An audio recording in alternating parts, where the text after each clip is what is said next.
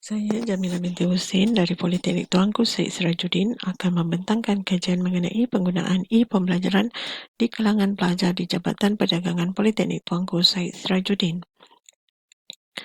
E-pembelajaran adalah konsep yang mengintegrasikan teknologi maklumat di dalam sistem pengajaran dan pembelajaran. Konsep pengajaran dan pembelajaran ini adalah penting kepada institusi pendidikan untuk memperluaskan lagi metodologi pengajaran dan pembelajaran. Secara umumnya, e-pembelajaran adalah sebarang pengajaran dan pembelajaran yang menggunakan rangkaian elektronik untuk menyampaikan isi kandungan integrasi dan interaksi ataupun pemudahcaraan. Menurut Khairul Hamimah 2007, e-pembelajaran merujuk kepada penggunaan teknologi dalam pembelajaran termasuk menggunakan peralatan digital, kelas secara maya, pembelajaran secara web dan penggunaan komputer. Penyataan masalah bagi kajian ini adalah pendidikan hari ini bersifat global dan sering dikaitkan kepada pencapaian hasil pembelajaran dan kebolehpasaran graduan. Kemajuan teknologi komunikasi dan maklumat menjadikan masyarakat dunia dan sebuah organisasi semakin terkait antara satu sama lain dalam satu perkampungan dunia tanpa sempadan. Pendidikan wajar menyediakan pengetahuan dan kemahiran untuk melahirkan masyarakat dunia generasi akan datang. Pendidikan melalui e-pembelajaran merupakan antara alternatif yang tidak dapat ditolak oleh IPT sesuai dengan gaya hidup hari ini yang bersifat paperless, Wi-Fi dan terlalu bergantung kepada smartphone.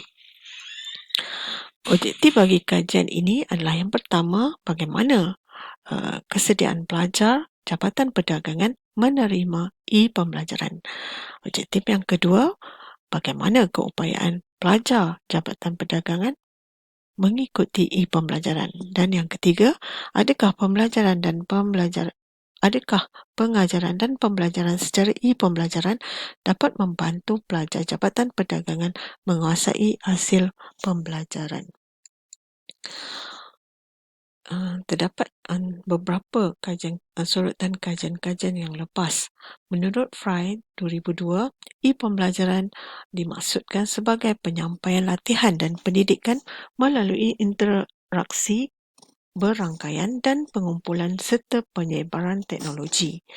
Manakala Valentina dan Nelly pada tahun 2000 kajiannya pada tahun 2015 dirumuskan e-pembelajaran menawarkan pelbagai kelebihan, namun dia belum tentu dapat membantu proses pembelajaran bagi bidang pengajian tertentu dan tahap pengajian yang tertinggi. Kajian oleh Al-Muhbaidin Al-Hawiyah dan Aqwadih 2012 merumuskan revolusi dalam pembelajaran dan aplikasi pendidikan komputer dan juga penggunaan komputer dalam pendidikan adalah masih baru dan berkembang dari hari ke hari sehingga akhirnya konsep e-pembelajaran berpandukan teknikal diperkenalkan untuk membekalkan ilmu pendidikan kepada pelajar melalui cara yang efektif. Manakala menurut Wong, untuk kajian pada tahun 2011, e-pembelajaran membantu mereka mendapatkan bahan-bahan pembelajaran secara bebas tanpa kekangan masa dan tempat. Namun, e-pembelajaran tidak membantu mereka daripada aspek kemahiran berfikir dan kerjasama disebabkan tiada interaksi sesama pelajar untuk perkongsian maklumat atau berbincang apabila menggunakan e-pembelajaran. Untuk kajian ini, metodologi kajian pertama sekali dari segi reka bentuk kajian, data dikumpul menggunakan borang soal selidik secara atas talian menggunakan Google Form. Analisa bagi kajian ini menggunakan perisian SPSS. Untuk sampel kajian, terdapat 201 orang pelajar yang telah dipilih secara rawak sebagai sampel kajian. Instrumen kajian soal selidik ini soal selidik yang digunakan adalah berbentuk skala Likert 5 mata. Okey, seterusnya kita melihat kepada responden kajian ini. Kajian ini responden yang terlibat adalah dari Jabatan Perdagangan, terdiri daripada Program Accountancy, DAT, DPM, Pengajian Pengurusan Perniagaan dan juga DSK, Diploma Sains Setiausaha. Sebanyak 8% terdiri daripada pelajar DAT, 36% daripada pelajar DPM dan 56% daripada pelajar DSK. Okey. Hasil dapatan dia bagi persoalan kajian pertama, bagaimana kesediaan pelajar Jabatan Perdagangan menerima pembelajaran. Untuk hasil dapatan ini, dua item yang telah dikenal pasti, itu penerimaan pelajar terhadap pembelajaran dan juga pendedahan yang diterima oleh pelajar berkaitan dengan pembelajaran. Di sini ada 8 item soalan yang dikemukakan berkaitan dengan penerimaan dan penerimaan pelajar terhadap pembelajaran dan juga pendedahan yang diterima oleh pelajar berkaitan dengan pembelajaran.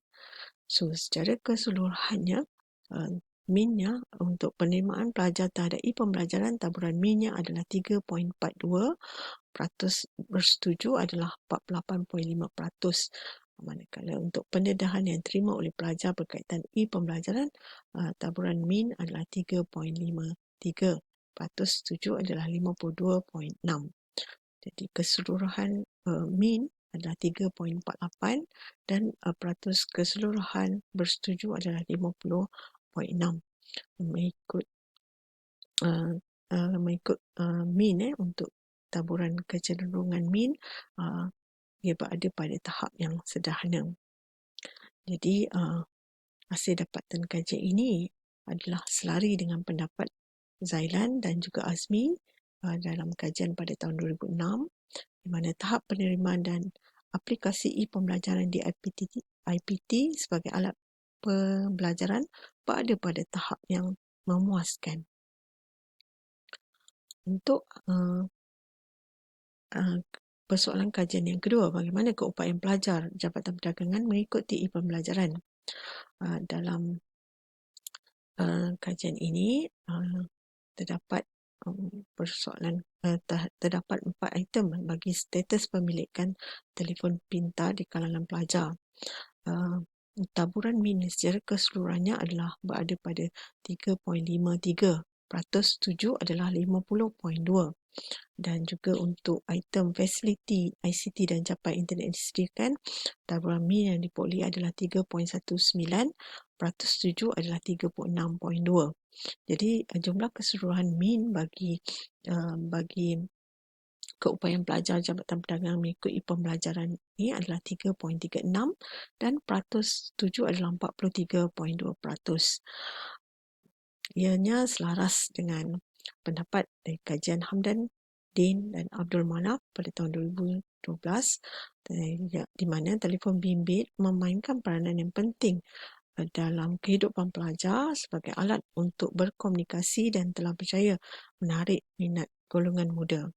Itu juga dengan KPT, kajian KPT pada tahun 2011, penggunaan teknologi maklumat dan komunikasi boleh memudahkan cara pembelajaran dan juga pengajaran.